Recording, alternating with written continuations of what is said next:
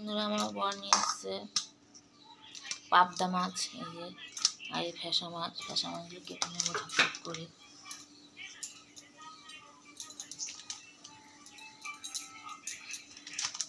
তাড়াতাড়ি করে ঝটপট করে কেটে নিই, তাড়াতাড়ি করে রান্না করতে হবে, দেরি হবে না। চলো এই মাছগুলোকে আমি ধুয়ে নিই জল দিয়ে। ফ্যাসা মাছ, পাবদা মাছ,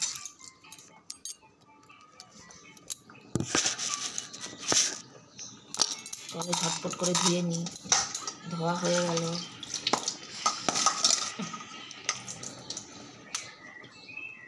চলো তাড়াতাড়ি নুন হলুদ মাখিয়ে নিই ঝটপট।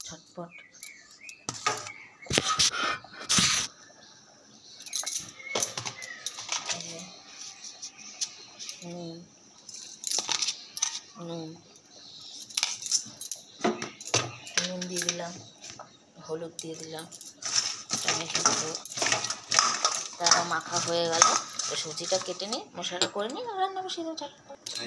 এই যে দেখো মাছ মাখা হয়ে গেল, নুন হলুদ দিয়ে মেখে নিলাম। গ্যাসটা জ্বালিয়ে নিই,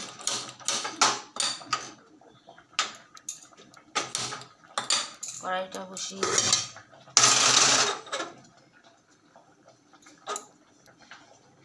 কড়াইটা বসিয়ে দিলাম, গ্যাসটা জ্বালিয়ে দিলাম। এই যে ভাত বসিয়ে দিয়েছি, ভাত হয়ে এসছে। ভাতটা নামিয়ে দিই, নেবো মাছটা ভেজে। ভাত হয়ে গেছে, ভাতটা এবার গেলে ফেলি।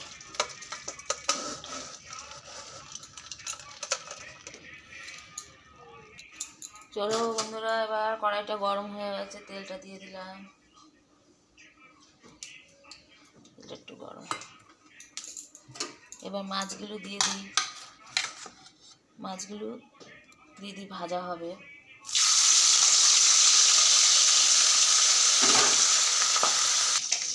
চলো বন্ধুরা, তাহলে এই আমি সিম দিয়ে গুঁড়ো মাছটা করবো, ফ্যাসা মাছটা।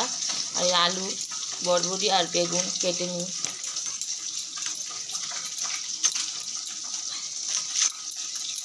বড়িটা কেটে নিই ঝটপট করে, তাড়াতাড়ি করে না করলে হবে না। মাছ ভাজা মিশিয়ে দিয়েছি, আলুটা কেটে নিই।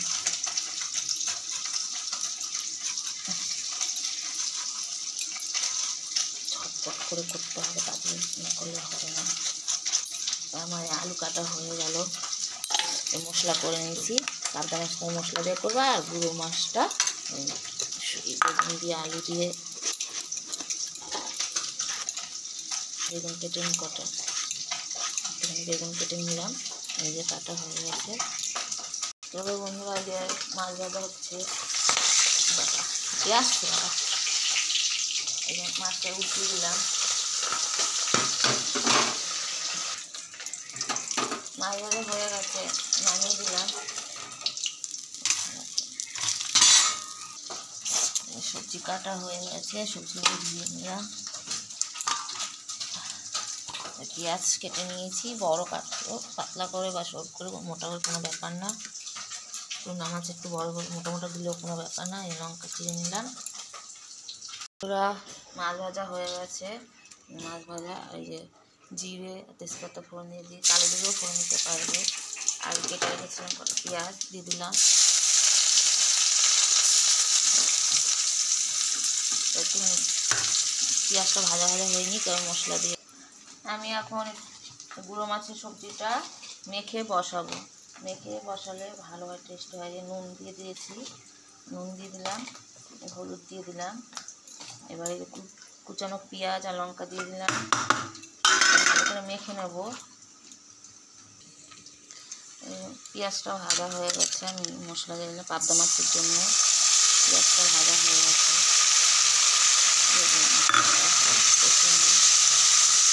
নুন হলুদ দিতে হবে। আর এই গুঁড়ো মাছের তেল দিয়ে দিই। আর কড়াইটা বসিয়ে দিয়েছি, গ্যাসটা জ্বালিয়ে নিই, তেল দিয়ে দিয়েছি। কড়াইটা গরম হয়ে আর কি তেল দিয়ে দিলাম। তেল দিয়ে কালো জিরা ফোড়ন দিয়ে দিলাম। এই যে মাখা সবজিটা, এটা আমি কড়াইতে দিয়ে দেবো। মশলাটা কষিয়ে নিচ্ছি একটু, পাবদা মাছের জন্য এটা হলুদ দিয়ে দিলাম, পরিমাণ মতো নুন দিয়ে দিলাম, পরে আবার দেখে নেবে, আগে প্রথমে অল্প করে নুন দিয়ে দেবে। আর এই গুঁড়ো মাছের তরকারিটা হচ্ছে একটু ঢেকে দেবো, ঢেকে দিলাম। মশলাটা কষানো হয়ে গেছে, একটু পাবদা মাছের জন্য পাবদা মাছের মশলাটা আমি হালকা জল দিলাম, বেশি দেবে না, ঝাল করলে কম জল দিলেই ভালো লাগে, হালকা করে জল দিয়ে দেবে। আর এই গুঁড়ো মাছটা সবজিটা হাফ হয়ে গেলে গুঁড়ো মাছটা দিয়ে দেবে, কাঁচাও করতে পারো গুঁড়ো মাছ, ভেজেও করতে পারো, ভেজে করলে কাটা কম লাগে, গুঁড়ো মাছে ভেজে করলে কাটা কম লাগে, আর কাঁচা করলে কাটা কাটা লাগে, ভেজে নিলে ভালো হয়, ভেজেও করতে পারো কাঁচাও করতে পারো। দিয়ে দিলাম গুঁড়ো মাছটা, আর এই পাবদা মাছের ঝাল, পাবদা মাছটা দিয়ে দিলাম।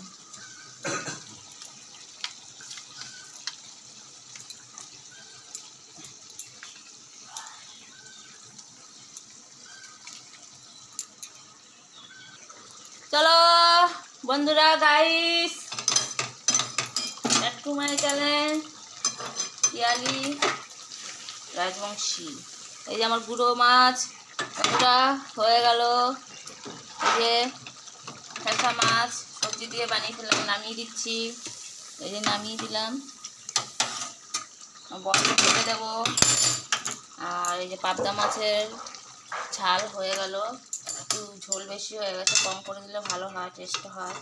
আর